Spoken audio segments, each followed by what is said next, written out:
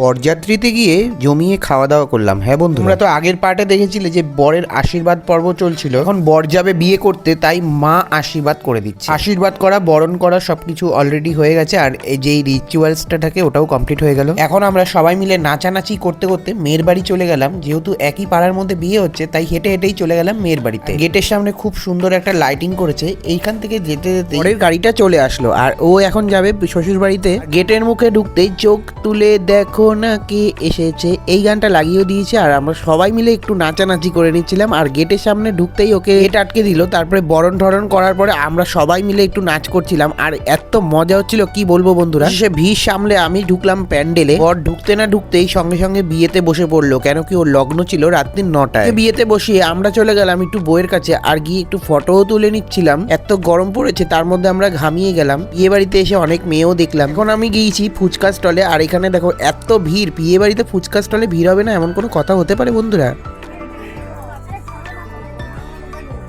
বিয়ে বাড়িতে এত ভিড়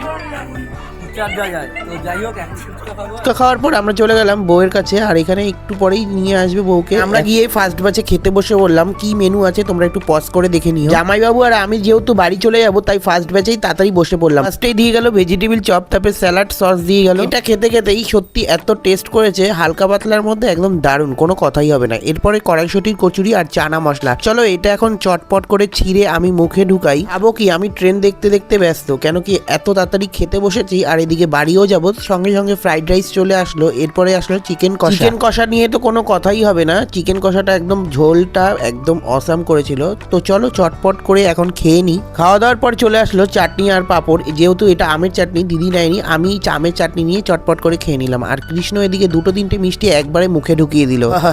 চলো এখন আমি খেয়ে দিয়ে বাড়ি যাই। দেখা হচ্ছে কাল পরের পার্টে। আজকের মতন টাটা, বাই।